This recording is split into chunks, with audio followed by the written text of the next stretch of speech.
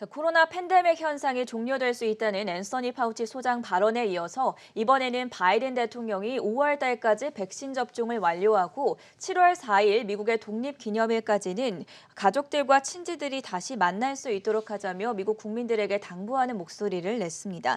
확실히 포스트 코로나 시대가 다가오는 분위기인데요. 하지만 증시 입장에서는 행오버이라고 하죠. 숙취 해소를 경계해야 한다는 목소리가 커지고 있습니다. 오늘은 이 사안에 대한 자세한 분석 함께 들어보도록 하겠습니다. 한국경제신문의 한상춘 눈설위원과 함께합니다. 안녕하십니까? 네, 안녕하십니까?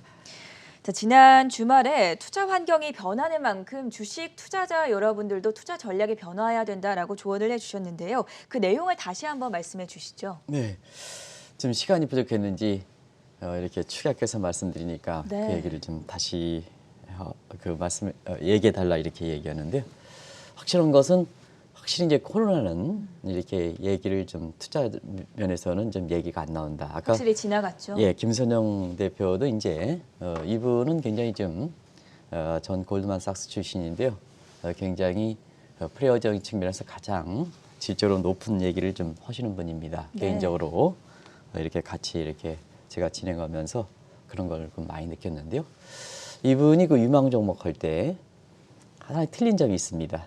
카터필터라든가 오늘 같은 경우, 그다음에 코카콜라라든가 이런 쪽을 추천하지 않습니까? 네. 작년 같은 경우에는 테슬라라든가 애플이라든가 이런 쪽을 추천하는데 이번은 완전히 바뀌고 있습니다. 그런 것이 이제 시청자분이 이제는 코로나에서 벗어나서 포스트 코로나로 투자 전략을 이렇게 네. 바뀌셔야 된다는 측면인데요. 이 한국경제TV를 통해서도 사실 그때마다 투자 전략을 바꾸라 하실 때 그때 말씀드린 적이 있는데요. 1년 전에는 주가 가장 많이 오른다 이렇게 말씀드렸죠. 이 점은 뭐 잘 아실 거로 생각하고요. 그리고 작년 그 여름 휴가철 이후에는 미국 주식을 좀 이렇게 차익 실현하고 한국 주식을 가장 추천했습니다. 상대적으로 한국 주식을 가장 많이 올랐고요. 근데 연초 들어서는 사실 그 한국 주식의 리스크는 스스로 관리해야 된다 하는 이런 말씀을 드렸습니다. 그러면서 그 이후에 투자 환경을 보면 이 점이 그 미국의 월가에서 보면 AJ 날이다 이렇게 얘기할 정도로 앤서니 파우치 소장, 그 다음에 조 바이든 해가지고 이니셔널 날만큼 파우치 소장이 지난주에 We are almost there 해서 코로나 사태 팬데믹이 종료될 기미를 보이고 있다 하는 발언, 그 다음에 바이든 대통령이 국민들이 많이 TV 보는 골든타임을 이용해서 5월까지 백신 종료를 완료시키겠다. 그 다음에 7월 그 독립기념일에는 가족들이 모이고 소음 모임이라든가 경제활동이 완전히 자유화시키겠다 하는 이런 입장으로 여기 펼치는 분위기인데요.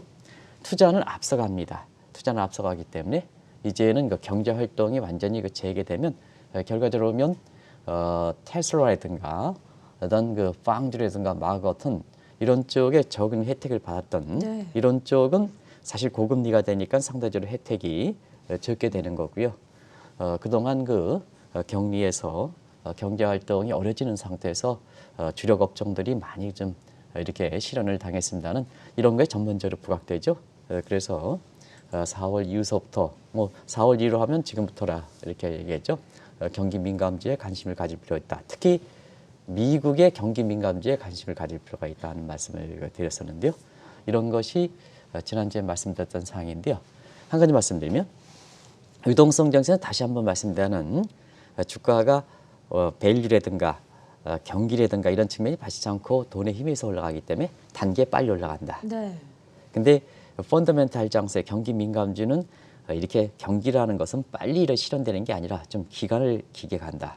그리고 작년에 빨리 이렇게 하는 과정에서 수익률이 100% 이상 나온 게 빌비재했습니다는 올해 같은 경우는 수익률은 작년보다 이렇게 길게 잡아서 제가 하고 싶은 얘기는 10분의 1 정도로 잡아야 된다 이렇게 얘기했는데요. 그러면 이렇게 그래도 이 주식 투자가 가장 유명한데요. 시청자는 실망이 많을 걸 못해서 한 3분의 1 정도로 이렇게 낮춰달라. 네. 어쨌든 수익률을 낮춰달라 하는 쪽으로 이렇게 말씀드렸는데요.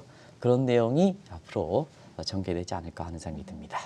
위원님께서 지난주에 언급을 해주셨던 경기 민감주 종목들도 그렇고 방금 전에 김선영 대표가 또 발언한 종목들도 그렇고 확실히 뉴욕 증시가 말씀해주신 방향대로 흘러가는 것 같은데요. 지난 주말 뉴욕 증시는 어떻게 마무리가 됐습니까? 우리가 이제 방송이 금요일에 했습니다는 네. 토요일 그 새벽에 끝난 미국의 증시에서 보면 그대로 나타났죠.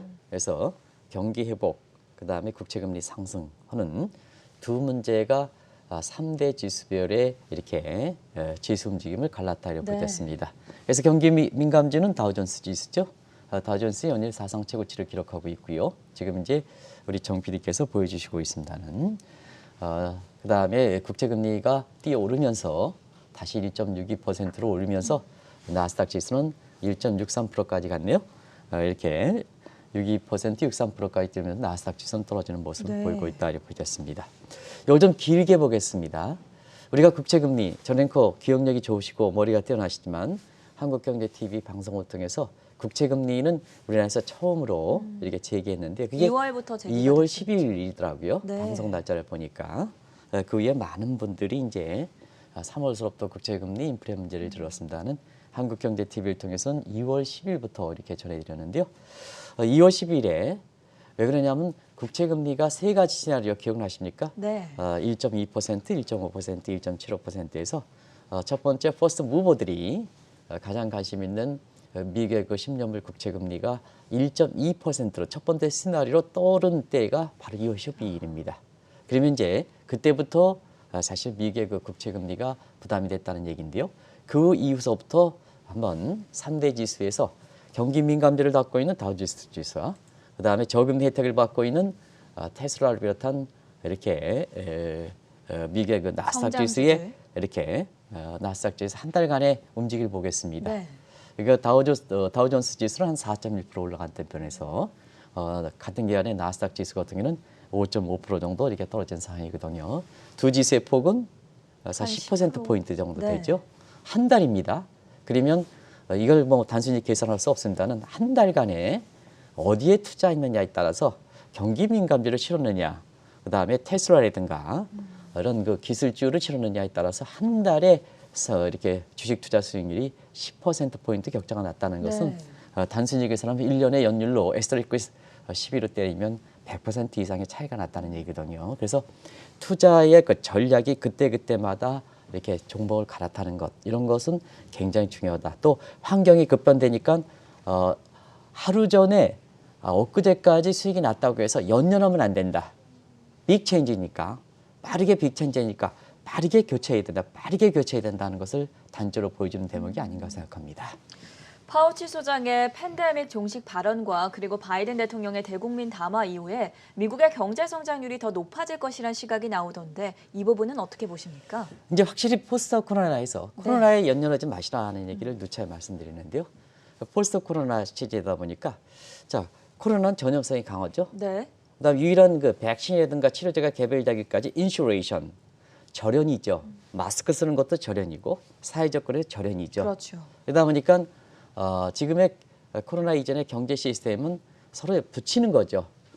사무실도 붙이고 뭐고 붙이고 해서 집중 효과를 누렸던 것이 격리시켰으니까 경제 성장률이 아주 떨어졌던 거죠.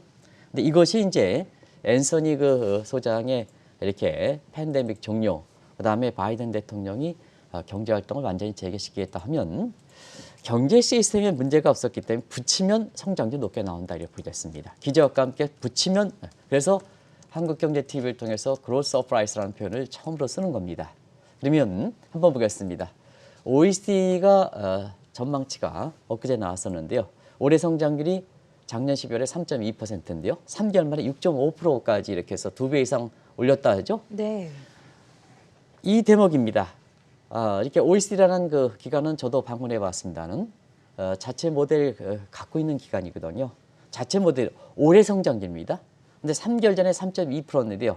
지금 6.5%죠. 그러면 아마 전행국께서는 야, 저 기관이 믿을 수가 있겠느냐.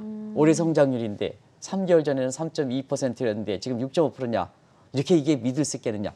이게 사실 코로나 문제의 어떤 본질적 특성을 감안한다는 얘기입니다. 붙이면 성장이 된다. 네. 근데 여기에 이제 파우치 발언이 있었고 바이든의 발언이 있었습니다. 지난 주말이죠.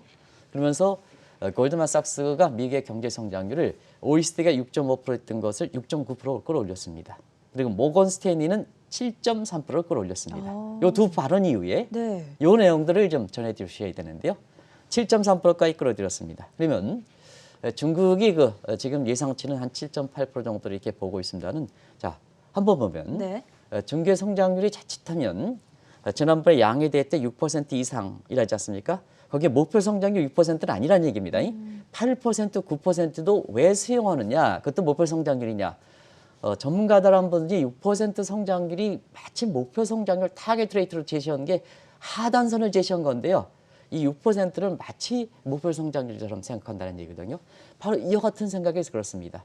만약에 그런 전문가들의 시각대로 올해 성장률이 6%라면 자, 미국 경제 성장률은 올해 7.3%, 6.9% 나오지 않습니까? 네. 거꾸로 되지 않습니까? 이게 어떠냐?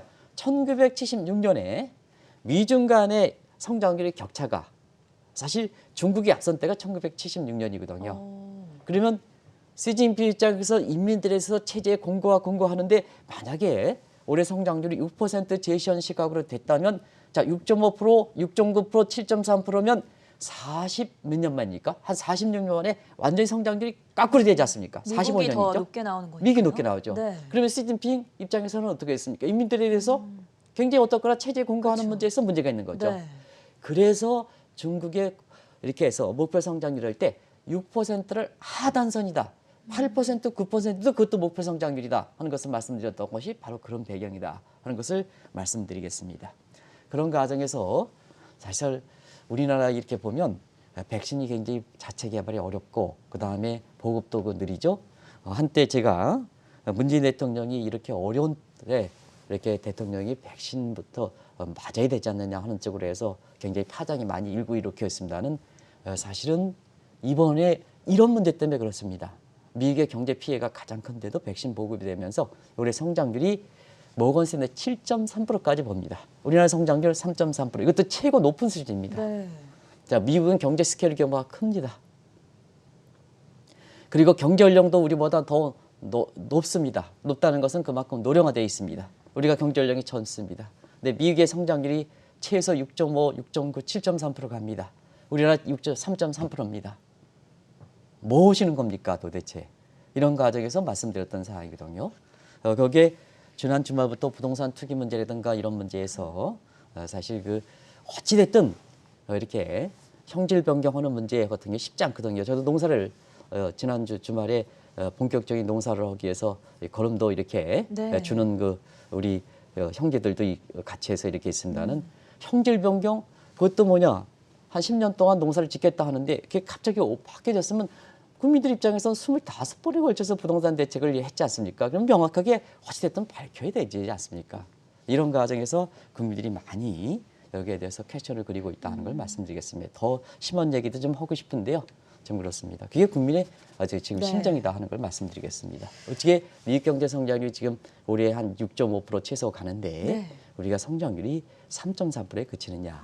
많은 정책 당국자들이 작년에 우리나라의 성장률이 OECD 최고치다. 그런 작년에 국민들의 협조에서 그랬던 거고요. 이런 판에 이 내용에 대해서는 어떻게 얘기를 안 할까. 작년에 문제 그런 것이 좀 지금 우리나라의 문제다 이렇게 보시면 되겠습니다. 말씀해 주신 대로 올해 미국의 경제 성장률이 7%대까지 예상이 나오고 있는 반면에 증시는 상대적으로 좀 부진하다라는 평가가 잇따르고 있거든요. 어떻게 보십니까? 미국 경제 성장이 7.3% 가는데요. 네. 사실 다우존스는 뭐 1000포인트, 2000포인트 뛰어있죠. 나스닥도 확 뛰어있죠. 근데 지금 보면 다우존스 사상 최고치를 기록하지만 대체로 미미하죠. 상승률이 올라가는 미미하죠. 폭이. 네. 미미하죠. 그럼 왜 그럴까 하는 측면에서는 사실 작년에 코로나 문제는 nobody knows입니다. 아무도 모르는 위험이기 때문에 들이붓죠. 뭐 우리 전 앵커 입에서 가장 많이 나왔던 게 무제한 통화 공급이다 하는 얘기. 돈을 들이붓죠. 이게 상태였습니다. 근데 지금 뭐냐 갑작스럽게 백신 개발과 함께 성장률이 쭉 끌어올려다 보니까 어떤 문제냐 하면 네. 사실 작년에 많이 돈 뿌린 문제가 이게 시간을 갖고 경기 회복이 되면서 출구 전략을 제대로 해서 요 돈을 좀 흡수해 놔야 되는데요.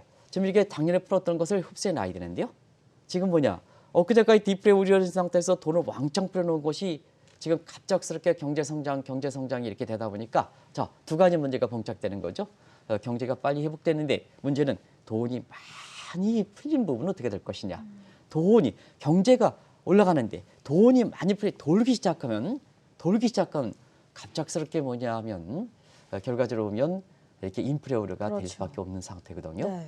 그런 과정에서 지금 숙취 현상 때문에 인플레 우려가 이렇게 불거되고 그다음에 많은 사람들이 미국의 국채 금리가 1.51% 심정물이 안정되다 보니까 자 국채 금리 안정 문제가 됩니다. 하지만 지난 주말에 갑자기 또 1.62%로 갑자기 10bp 하루 만에 10bp 네. 갑작스럽게 뛰어오르는 배경이지 않습니까? 이게 바로 행오버 현상이다 이렇게 됐습니다. 돈 많이 풀었습니다. 근데 지금 경제가 빨리 돌아갑니다. 그러면 이 많은 돈이 돌기 시작하면 어느 쪽으로 나오겠습니까? 그런 과정에서 지난 주말에 한번 보겠습니다. 전 앵커께서 이제 지난주에 시청자분의 이렇게 대기해서 지난주에 제가 CNN이라든가 네. CPTV라든가 이런 쪽에 방송을 봤습니다.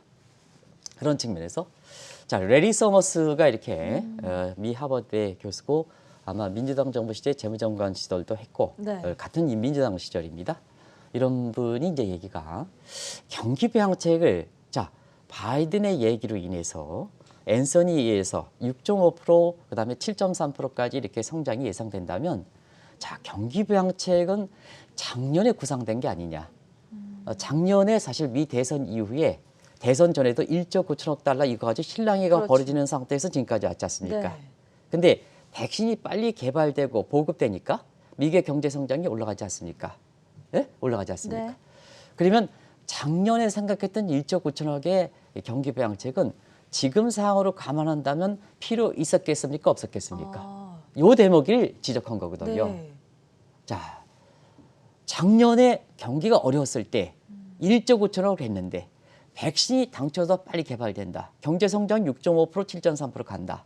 그런 과정에서 물론 여기에 경기 부양 효과의 기대 효과도 있긴 합니다는 자 작년에 대비해서 완전히 바뀐 상황이거든요. 그런 과정에서 레리 서머스는 사실 경기 부양책 경기 부양 추진하는 게 지금 상태에서는 이렇게 물에 이게 우물에 너무 많은 물 오면 퍼져 넘치지 않느냐. 이게 이제 숙지 현상이거든요. 네. 숙지 현상 문제가 이렇게 지적한 시각에 대해서는 시청자분도 잘 보실 필요가 있지 않나 생각합니다. 1조 5천억 대선 전에 나왔던 얘기입니다. 근데 지금 경기가 완전히 이렇게 꽃을 필라 됩니다. 여기에 정책적으로 이렇게 1조 9천억을 다시 들이부면 사실 그 숙지 현상이라는 건 당연히 나올 수가 있지 않냐 하는 생각이 듭니다. 숙취 현상이라는 새로운 용어가 등장했는데요. 그 의미에 대해서 좀 더 구체적으로 설명해 주시죠. 이 행오버라는 단어는 네. 항상 비상시에 이렇게 사실 비상시에 요게 풀어가는 과정에서 항상 나오는 얘기입니다. 아마 가장 많이 들었던 때가 아마 2009년 리먼 사태 이후에 2009년 2분기의 경기 저점인데요. 그때도 리먼 사태 돈을 들이붓죠. 그래서 2009년 2분기 이후에 경기가 이렇게 살아날 때 자, 돈 푼 문제에 대해서 돈이 돌아가기 시작하면 인플레 문제라든가 이런 게 되지 않느냐 하는 측면에서 행오버라는 용어가 나왔다 이렇게 됐습니다. 행오버 우리나라 말로는 숙지 현상입니다. 왜 숙지일까 하는 측면에서는 위기의 3단계론을 잠시 좀 시청자가 다 아시겠습니다는 위기의 3단계론을 잘 이렇게 이어질 필요가 있지 않냐 생각합니다. 뭐든지 개인이든 기업이든 금융사든 국가든 위기는 돈이 부족해서 나오는 겁니다. 그래서 유동성 위기가 나오는 거죠. 그다음에 유동성 문제를 잘 풀지가 않지 못할 때는 시스템 위기가 나오고 그다음에 결과에 따라서 실물 경제 위기로 나온다 이렇게 됐습니다. 이렇게 많은 사람들이 이렇게 옆에 이렇게 전 앵커를 이렇게 비유하다 보니까 이해가 상당히 쉽다 이렇게 얘기를 많이 하시더라고요. 네. 그래서 전 앵커는 이제 마음이 넓으신 분이니까 시청자분을 위해서 좀 제가 그럼요. 이렇게 하더라도 좀 이렇게 기분 나빠하지 마시기 네. 바랍니다. 예를 들어서 전 앵커가 지금 이렇게 남들한테 한성준 선수로부터 돈을 꿨다.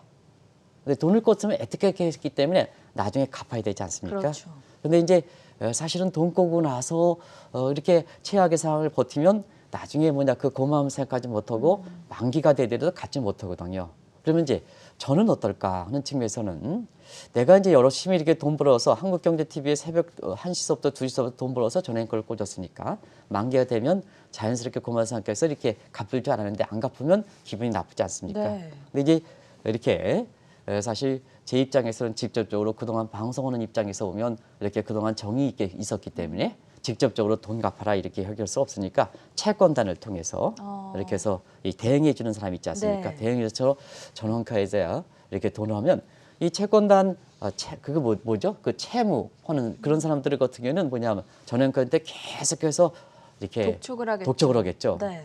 그러면 이제 독촉을 하다 보면 사실 그 전행과 입장에서는 같이 이렇게 얼굴을 이렇게 맞대가지고 얘기하는데 자꾸 독촉이 오면 본인 채권자가 앞에 있는데 방송이 제대로 되겠습니까? 안 되겠습니까? 마음이 이렇게 되죠. 네. 그러다 보니까 나한테 미안함도 있고 그러니까 얼굴이 벌써 떳떳지 못하게 되거든요. 그 시간이 지나면 사실상 그게 시스템이 이깁니다. 네. 평상시에 이렇게 하는 업무도 좀 지장이 초래한다. 그러면 이제 그 기간이 좀 더 기가되면 자 이제부터는 전 앵커의 얼굴이 노랗게 질려지죠.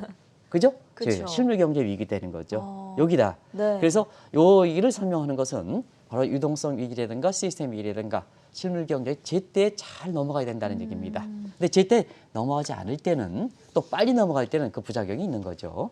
예를 들어서 자 작년에 금리 위기가 발생했습니다. 작년에 금리 위기가 발생했으니까 얼마큼 세계 국민들이 스트레스가 많겠습니까? 그죠? 그렇죠. 코로나 위기 때문에 네. 얼마큼. 그래서 그거 잊기 위해서 술을 먹게 되지 않습니까? 그 술을 먹는 게 바로 돈을 뿌려대는 거다 이렇게 보셨습니다. 국민 전체 스트레스를 코로나 위기에서 하는 게 돈을 왕창 뿌려대니까 만취 상태가 되는 거죠. 근데 우리가 갑작스럽게 깼습니다. 그것도 뭐냐? 술약을 먹고 뭐고 해서 정상적으로 운동해서 깬 게 아니라 갑작스럽게 깼습니다. 그러다 보니까 작년에 많이 돈 뿌렸던 그 만취 상태가 갑작스럽게 하니까 어떻게 했습니까?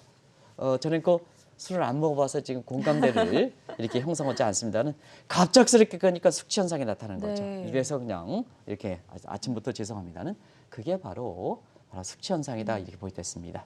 그래서 숙취 현상의 대표적인 것이 인플레 우려, 미국 국채금리 상승 이런 것이 대표적으로 행오버 현상이다 그런 것을 말씀드리겠습니다.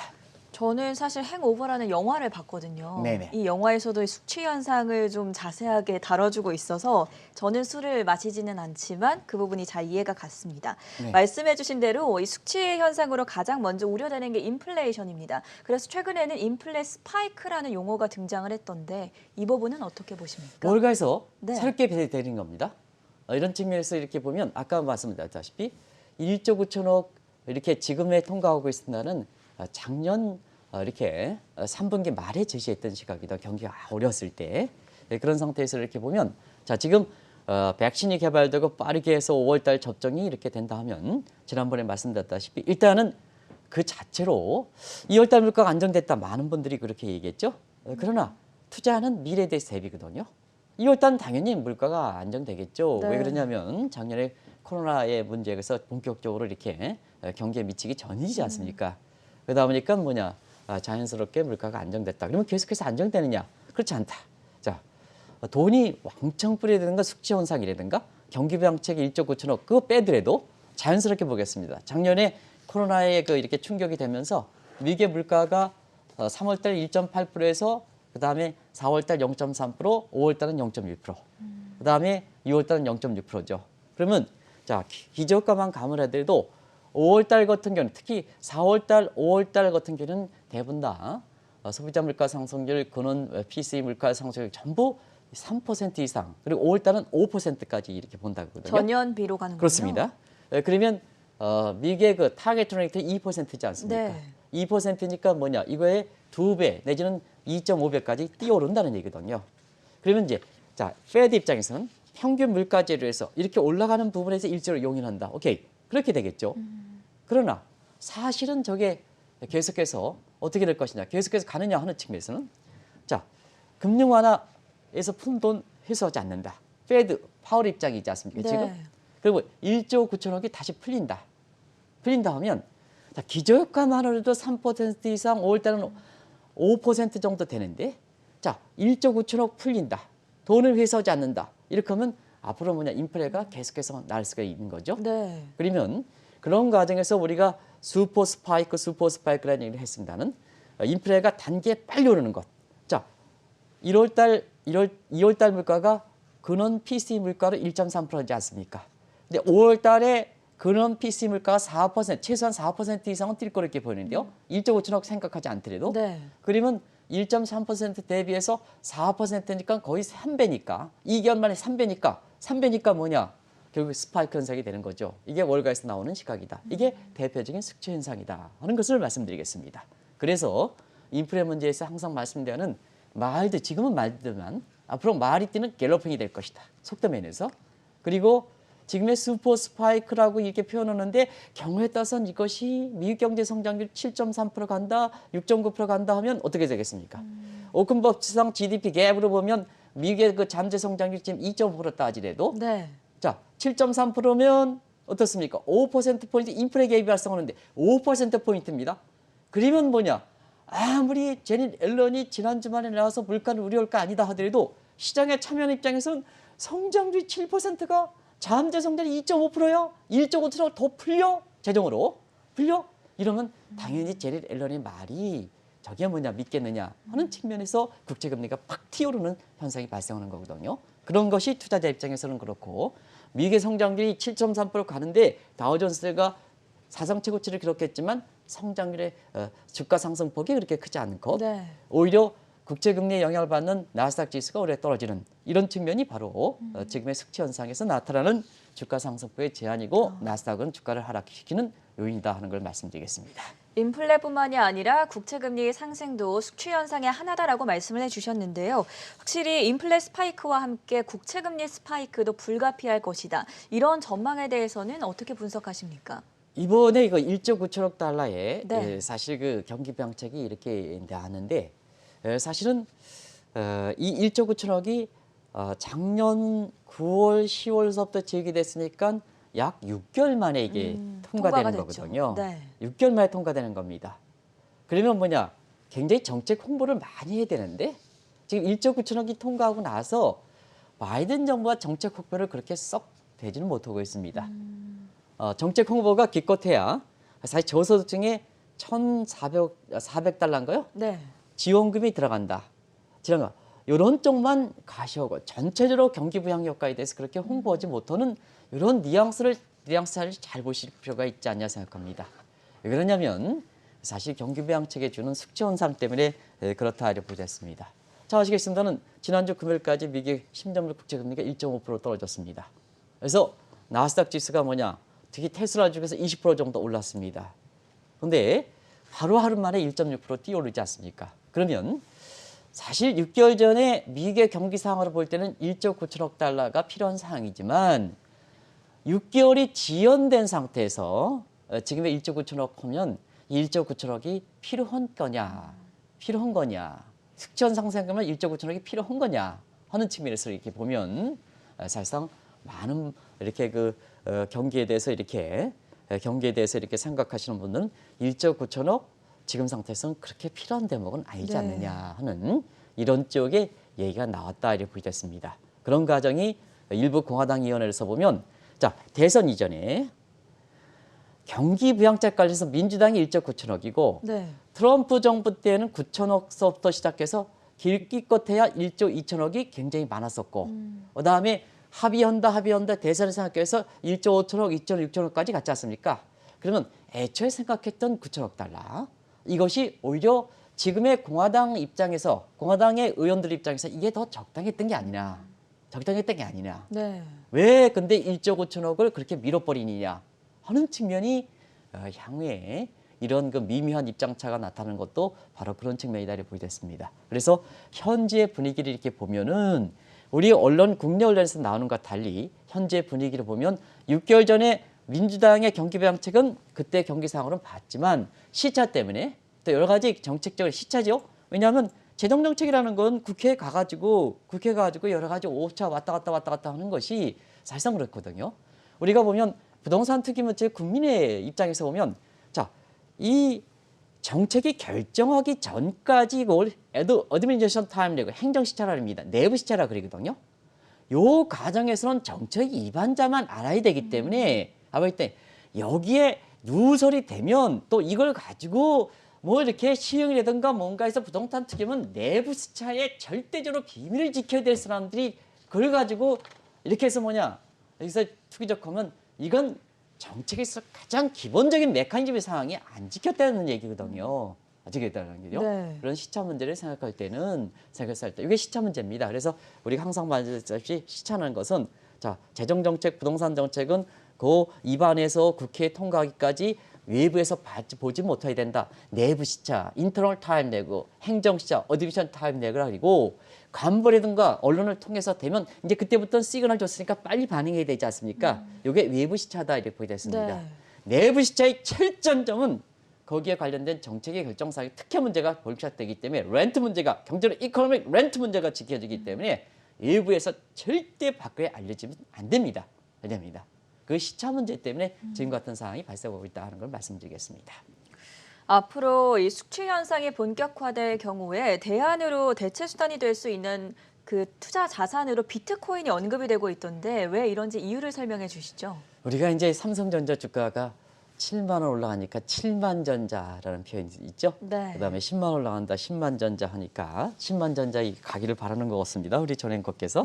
근데 사실은 지난 주말에 요 1조 9천억 달러의 그 이렇게 경기 부양책 되고 나서 숙지 현상이 이렇게 우려되다 보니까 결과적으로 보면 인플레 숙지 현상에 가장 적합한 이렇게 인플레 해칭 수단으로 뭘까 하는 측면에서는 이 방송을 통해서 말씀드렸습니다는 사실 금도 안 된다. 금가 올라가지 않죠. 달러도 그렇게 올라가지 않죠. 그다음 비트코인이 자 많은 사람이 비트코인에 대해서 그것도 세계적 석학자들이 루비 니거스도 비트코인 폭락한다. 네. 제닛 앨런도 아주 투기적이다.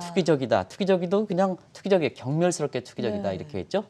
워렌 버핏도 부동산 말이 안 된다. 빌 게이츠도 말이 안 된다 해서 우리가 아는 뒤쪽에 이제 보시기 바랍니다. 뒤쪽에 쭉 이렇게 보니 하나같이 표정이 좀 밝지는 않은 것 같아요. 다 그죠? 비트코인 비판론자들이군요. 비트코인 비판론자죠. 그래서 이분들이 사실 말에 수모다 이렇게 느낄 만큼 비트코인이 한때는 6만 1,000달러까지 됐습니다. 네. 제넷 앨런이 나오기까지 비트코인의 최고 가격이 5만 7천 달러였습니다. 이건 조금 떨어진 가격입니다. 네. 장중한 때 6만 1,000달러까지 그렇죠. 갔었습니다. 그래서 이러한 그런데요. 작년 1년 전 대비 이때가 4만 한 9천 달러 정도 됐습니다. 이때 대비해서 13% 스카이 로켓팅 현상이 발생되고 비트코인뿐만 아니라 다른 가상화폐 가격도 올라가고 있다를 보였습니다. 이게 현실에 대해서 그렇다 이렇게 보였습니다. 현실이기 때문에 그렇다. 페드가 디지털 커런시 문제에 대해서 너무 늦게 가다 보니까 이 트럼프 정부 때 그러죠. 자, 지금은 가상화폐 공간으로 디지털 컨텍스트가 되기 때문에 지금 종이화폐가 필요 없죠. 우리가 보는 종이화폐가 필요 없는 상태가 이게 되고 있죠. 그런 장에서 저는 그렇습니다. 이게 오랜만에 이렇게 스타벅스에 가서 커피를 샀다 보니까 네. 다행히 주머니에 또 돈이 5천 원짜리가 있어서 내니까 그 돈을 안 받는다 맞아요. 그래요. 네. 그래서 뭐니까 이렇게 해서 그런 시대가 됐습니다. 대안화폐 시대. 이게 카드도 대안화폐인데요. 대안화폐 시대. 리겔 텐더 버파가 5만 원짜리가 한국은행에서 파는 건이 버파 리겔 텐더 버파고요. 나머지 카드든 뭐든 지역화폐든 그다음에 마리즘 그리고 이렇게 비트코인 허든 이런 것도 전부 가상화폐, 대안화폐다 이렇게 보였습니다. 이 대안화폐 시대가 현실화되고 있는데요. 미국 한번 보겠습니다. 센트럴 뱅크 디지털 커런시가 늦게 하다 보니까 결과적으로 글로벌 기업은 디지털 컨텍스트에 결제를 해야 되지 않습니까? 결제. 그다음에 가상화폐 고려. 이거 한번 말씀드렸죠. 그다음에 글로벌 금융시장 ETF 같은 경우는 이거 상품도 내놓고 있죠. 그렇죠. 현실화되고 있죠. 이제 국민들한테 비트코인 ETF를 준다는 얘기입니다. 그리고 유명한 캐널스 로프코 교수 요새 많이 나오시죠? 현금화된 사회가 닥치고 있다. 제 지갑속에도 지금 5천 원 안 가져다닙니다. 신문사 논설에 돈은 많지는 않습니다는 저도 신문사 논설인 입장에서 이렇게 보면 돈을 안 가져다닙니다. 결제하는 데는 전혀 문제가 없기 때문에 그런 상태거든요. 그러다 보니까 지금 상태에서 자 디지털 커런시가 이렇게 센트럴 뱅크 디지털 커런시가 오직 현재는 인플레 숙지 현상이 나타나고 인플레 문제가 불거지는 상태에서 인플레 스프라이크가 되다 보니까 결국은 인플레 해칭 수단이 지금 새로운 대안화폐로 대안상포로 들어오는 거거든요. 네. 그러다 보니까 인플레 해칭 수단 전통적인 달러 문제가 안 되죠. 그다음에 금 문제 안 되죠. 그러다 보니까 지금 인플레 해칭 수단으로서 되는 게 디지털 컨텍스트에 맞게 인플레 해칭 수단 디지털 컨텍스트에 인플레 문제가 뭐냐 보니까 요게 디지털 컨텍 인플레 문제 요게 적합한 인플레 해칭 수단이 되는 거죠. 과거의 부동산, 과거의 금 이거는 과거 인플레 때 디지털 컨텍스트가 들어오기 전에 인플레 해칭 수단 그걸 가지고 자 앞으로 금이 뜬다. 앞으로 달러가 뜬다. 이렇게 하면 안 된다는 얘기입니다. 지금은 새로운 사회 디지털 컨텍스트의 행오버 현상으로서 인플레가 되다 보니까 거기에 맞게끔 비트코인이 돼서 지금 7만 전자에 이어서 6만 코인까지 등장하는 네. 것 이런 것이 지금은 사회다. 그래서 이 네 분들이 다시 한번 정 PD 비춰주시겠습니다는 세계적으로 보면 각계반야에 읽었던 이런 분님들입니다. 이런 분들이 오늘 이 화면에 비트코인과 함께 등장하는 것이 왜 그럴까 하는 것을 꼭 좀 이렇게 보시기 바랍니다. 확 변하고 있습니다. 이제 코로나 여기서 벗어나시기 바랍니다. 한국이 가장 늦게 가기 때문에 아직도 코로나인데요. 자, 이렇게 해서 완전히 포스트 코로나 시대도 바뀌고 있다 하는 것을 꼭 좀 말씀드리겠습니다. 네, 오늘은 포스트 코로나 시대를 맞이해서 주식시장에 새로운 문제를 부각이 되고 있는 숙취 현상에 대해서 자세한 진단 들어봤고요. 지금까지 한국경제신문의 한상준 논설위원과 함께했습니다. 고맙습니다. 네, 고맙습니다.